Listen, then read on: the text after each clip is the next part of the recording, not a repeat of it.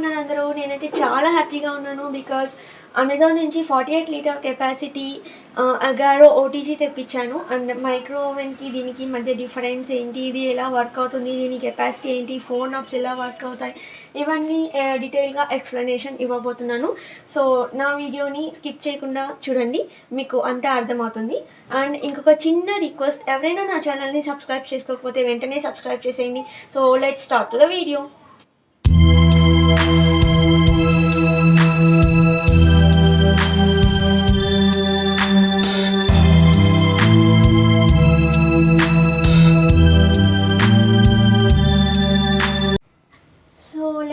Get in back to the video.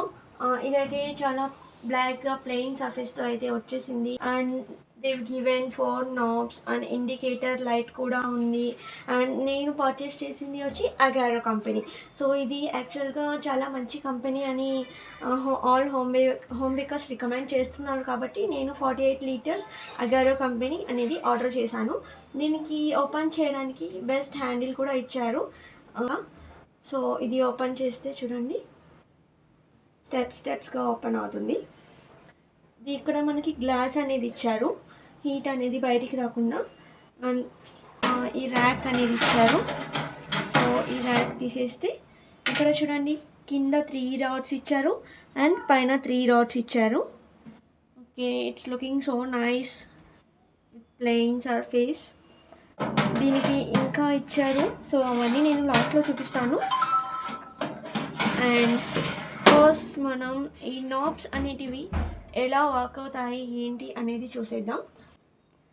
ఇవన్నీ ఆఫ్లో ఉన్నాయి.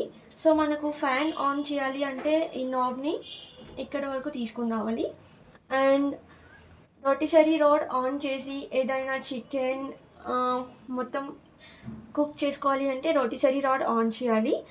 అండ్ కిందకి వస్తే ఇంకా fan and rotisserie rod 2 on అవుతాయి. ఓకే ఫ్రెండ్స్, సో నెక్స్ట్ ఇది ఆఫ్ చేసేద్దాము. నెక్స్ట్ కమింగ్ టు దిస్, ఇది టెంపరేచర్ అనమాట. సో ఇది టెంపరేచర్ నాబ్ ఫ్రెండ్స్. ఇది 100 నుంచి 250 వరకు ఇచ్చున్నారు. సో మనకు జస్ట్ బేకింగ్కి అయితే 100 to 180 degrees వరకు పెడితే సరిపోతుంది. సో 180 degrees అంటే జస్ట్ ఇలా పెడితే సరిపోతుంది. బేకింగ్కి ఇది పర్ఫెక్ట్. అండ్ ఇంకొక విషయం ఏంటంటే, మనం బేకింగ్ చేసేటప్పుడు ఇది యూస్ చేయాల్సిన అవసరం లేదు. ఓకేనా, ఇది జస్ట్ రోటిసరీ రాడ్ అండ్ ఫ్యాన్ కోసం యూస్ చేసుకోవాలి. బేకింగ్ అయితే ఇది చాలు. నెక్స్ట్ ఇది వచ్చి అప్పర్ రాడ్. కింద 3 rods ఇచ్చున్నారు అండ్ పైన 3 rods ఇచ్చున్నారు కదా. దాంట్లో కింద 3 rods ఆన్ చేసుకోవాలి. ఫస్ట్ పైన 3 rods ఆన్ చేసుకోవాలంటే దీన్ని ఇక్కడికి తిప్పాలి. నెక్స్ట్ కింద 3 rods ఆన్ చేసుకోవాలంటే లోయర్ రాడ్ ఆన్ చేసుకోవాలంటే ఇలా తిప్పాలి. ఇంకా top and bottom 2 rods on చేసుకోవాలి అంటే ఇది ఇలా తిప్పాలి. ఓకేనా ఫ్రెండ్స్, మీకు ఇక్కడ ఇండికేటర్ కూడా ఉంటుంది. అంటే అప్పర్ రాడ్ ఆన్ చేసుకోవాలంటే ఇక్కడ ఇండికేటర్ కూడా ఇచ్చున్నారు మీకు, ఐ థింక్ మీకు అనిపిస్తుంది. నెక్స్ట్ లోయర్ రాడ్ ఆన్ చేసుకోవాలంటే ఇక్కడ ఇండికేటర్ ఇచ్చినారు. నెక్స్ట్ ఇక్కడికి వచ్చేసరికి ఈ 2 rods ఆన్ చేసుకోవాలని ఇండికేటర్ ఇచ్చినారు. ఓకేనా ఫ్రెండ్స్, మనం కేక్ బేకింగ్ చేసేటప్పుడు కావాలంటే జస్ట్ కింద రాడ్ ఒక్కటే ఆన్ చేయొచ్చు, లేదంటే 2 rods కూడా ఆన్ చేసుకోవచ్చు. సో ఇది కూడా కంప్లీట్ అయిపోయింది. అండ్ నెక్స్ట్ ఇది టైమర్ ఫ్రెండ్స్. టైమర్ ఎలా వర్క్ అవుతుంది, ఎంత పెట్టుకోవాలి బేకింగ్కి అని మనం చాలామందికి డౌట్ ఉంటుంది. సో జస్ట్ బేకింగ్కి 20 నేను ఆల్రెడీ ఒక్కసారి యూస్ చేశాను కాబట్టి 25 to 30 minutes వరకు పెట్టుకుంటే చాలు. బికాజ్ నా కేక్ అనేది చాలా బాగా బేక్ అయింది. జస్ట్ నేను టైమర్ సెట్ చేశాను. దానికంటే ముందు మనం చేయాల్సిన ఒక పని ఉంది ఫ్రెండ్స్. ఏంటంటే, ఎప్పుడైనా సరే బేకింగ్ చేయాలి అనుకున్నప్పుడు మనం ఫస్ట్ ఓవెన్ని ప్రీహీట్ చేసుకోవాలి. సో నేనైతే ఒక 20 minutes వరకు ప్రీహీట్ చేసుకున్నాను. టెంపరేచర్ 180 degrees పెట్టాను and both the rods on చేశాను. సో ఇది నా సెట్టింగ్స్ ప్రీహీటింగ్కి. నెక్స్ట్ వన్స్ ప్రీహీటింగ్ అయిపోయాక ఇది 0కి వచ్చేస్తుంది. 0కి వచ్చేసిన తర్వాత నెక్స్ట్ మనం మళ్ళీ టైమర్ సెట్ చేసుకోవాలి. ఒక 40 minutes లేదంటే నాకు జస్ట్ 25 to 30 minutes చాలు ఫ్రెండ్స్. సో నేను అలానే పెట్టాను. నా కేక్ అనేది సూపర్గా బేక్ అయింది. అండ్ మీకు లాస్ట్లో నేను ఒక కేక్ని బేక్ చేసి కూడా చూపిస్తాను. అండ్ కేక్ వన్స్ బేక్ అయిపోయాక టైం అనేది అయిపోయాక మళ్ళీ అది ఒక ఇండికేటర్ అనేది ఇస్తుంది. ఇంకా కేక్ బేకింగ్ చేసేటప్పుడు లేదా ఇది ఆన్లో ఉన్నప్పుడు మనకు ఈ ఇండికేటర్ అనేది ఆన్లో ఉంటుంది, రెడ్ కలర్ లైట్ అనేది వెలుగుతుంది. ఓకేనా ఫ్రెండ్స్? సో ఇప్పుడు నేను మీకు రియల్గా ఒకసారి ఆన్ చేసి ఎలా వర్క్ అవుతుంది ఏంటి అనేది చూపిస్తాను. చూడండి ఫ్రెండ్స్, మనకు ఈ ఓవెన్తో పాటు ఓటీజీతో పాటు ఈ థింగ్స్ కూడా ఇచ్చారు. ఈ థింగ్స్ ఏంటి, ఎలా యూస్ చేయాలి అనేటివన్నీ నేను ఇప్పుడు మీకు చూపిస్తాను.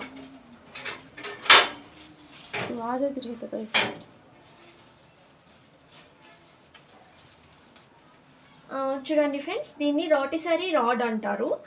దీన్ని ఎలా ప్లేస్ చేయాలి అనేది, ఎందుకు యూజ్ అవుతుంది అనేది నేను మీకు ఖచ్చితంగా చేసి చూపిస్తాను ఒకసారి, విత్ రియల్ ఐటమ్స్తో పాటు. కానీ ఇప్పుడు జస్ట్ డెమోకి ఒకసారి చేసి చూపిస్తాను. చూడండి ఫ్రెండ్స్, ఇది ఎందుకు యూజ్ అవుతుంది అంటే, మనం ఒక ఫుల్ కోడిని రెసిపీ చేసుకోవాలి అన్నప్పుడు మనం దాన్ని బాగా క్లీన్ చేసేసి మసాలా పూసేసి ఇవి లూజ్ అవుతాయి. సో ఇవి ఇక్కడికి వచ్చాక కోడిని లోపలికి పెట్టి ఇవి రెండు వాటికి గుచ్చేసి బాగా టైట్ చేసేయాలి. దీని తర్వాత చూడండి ఫ్రెండ్స్,